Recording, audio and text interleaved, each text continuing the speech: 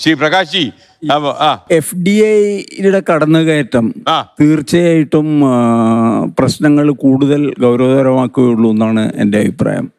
Because കോർപ്പറേറ്റൈസേഷൻ ഇവിടെ already 40 കൊല്ലമെങ്കിലുമായിട്ട് ഇന്ത്യയിൽ നടന്നുകൊണ്ടിരിക്കുകയാണ്. അതിൻ്റെ നല്ല വശങ്ങളും മോശം വശങ്ങളും ഒരു പാനലിസ്റ്റ് ഓൾറെഡി പോയിന്റ് ഔട്ട് ചെയ്ത് കഴിഞ്ഞു. കോസ്റ്റ് കൂടും, പക്ഷേ ഇൻവെസ്റ്റ്മെൻറ്റ് നന്നായിട്ട് വേണ്ടി വരുന്നത് അത് നടത്താൻ പറ്റണമെന്നുള്ളതാണ് കോർപ്പറേറ്റൈസ് ചെയ്യുമ്പോഴുള്ളൊരു ഗുണം. പക്ഷേ ഇതിൽ നിന്ന് പ്രോഫിറ്റ് വേണം എന്നുള്ളത് ഇൻവെസ്റ്റ്മെൻറ്റിൻ്റെ വേറൊരു ലോജിക്കൽ എന്തായാലും വേണം. ഇപ്പോൾ എനിക്കിപ്പോൾ ഉള്ള സംശയം ഈ FDIs ഒക്കെ ഇങ്ങോട്ട് കയറി വരുന്നത് വേറൊരു കോംപ്ലിക്കേഷനിലേക്ക് നയിക്കുമെന്ന് ഇതുവരെ സംഭവിച്ചിട്ടില്ല.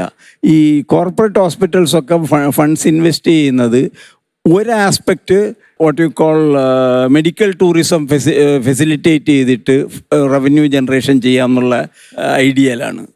അപ്പം പുറത്തുനിന്നുള്ള രോഗികളെ എലക്റ്റീവായിട്ട് ചെയ്യാവുന്ന കാര്യങ്ങൾ ഷെഡ്യൂൾ ചെയ്ത് ഇങ്ങോട്ട് കൊണ്ടുവന്നിട്ട് അവിടുത്തെ എക്സ്പെൻസസിൻ്റെ വെസ്റ്റിലൊക്കെയുള്ള എക്സ്പെൻസസിൻ്റെ ഒരു ഫ്രാക്ഷൻ ഇവിടെ ചെയ്താൽ അവരും ഹാപ്പി, ഇവരും ഹാപ്പി. അപ്പം വെസ്റ്റ് ഇവിടെ കുറച്ചുകൂടെ ചികിത്സാ ചെലവ് കുറയുമെന്നാണല്ലോ. അത് വളരെ കുറയും. പുറത്ത് അമേരിക്കന്നോ വെസ്റ്റ് എന്നുള്ള ആൾക്കാർക്കോ അല്ലെങ്കിൽ ഗൾഫിൽ നിന്നുള്ള ആൾക്കാർക്കോ അല്ലെങ്കിൽ ഈവൻ മാലിദ്വീപിൽ നിന്ന് കൂടി ഇവിടെ ഇഷ്ടംമാതിരി ആളുകൾ വരുന്നു. ഫെസിലിറ്റീസ് ലോകത്തിലെ ഏറ്റവും ചികിത്സാ നിരക്ക് കുറഞ്ഞ ഒരു രാജ്യമാണ് ഇന്ത്യ.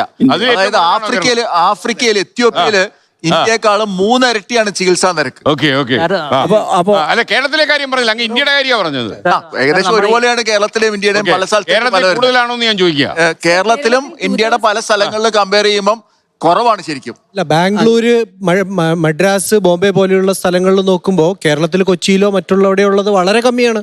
വലിയ വ്യത്യാസമാണ്. യെസ്, അങ്ങനെ ഇതിന്റെ ഡയമെൻഷൻസ് എന്റെ മനസ്സിൽ വരുന്നത് എന്താന്ന് പറഞ്ഞു കഴിഞ്ഞാല് വെസ്റ്റിൽ ഇത് ഇത്രയും ഹൈ ആയിട്ട് എക്സ്പെൻസസ് നിൽക്കുമ്പോൾ അവർക്ക് ഇൻവെസ്റ്റ്മെന്റോടുകൂടി ഇവിടെ ഇഷ്ടമാതിരി ഇൻഫ്രാസ്ട്രക്ചർ ഫെസിലിറ്റി ഉണ്ടാവുമ്പം ഇതിനെ ഒരു ക്യാപ്റ്റീവ് സൊല്യൂഷന് വേണ്ടി ഉപയോഗിക്കുമെന്ന് ഇവിടുന്ന് അങ്ങനെ പേടി.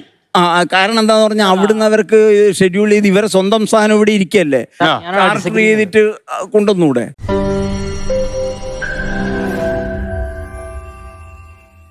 ലോകത്തെവിടെയായാലും ഏത് സമയത്തും 24 വാർത്തകളും ഓഗ്മെന്റഡ് റിയാലിറ്റി പാക്കേജുകളും എക്സ്പ്ലെയിനറുകളും വിശദമായി കാണാൻ ഞങ്ങളുടെ യൂട്യൂബ് ചാനൽ നിങ്ങൾക്ക് സബ്സ്ക്രൈബ് ചെയ്യാം.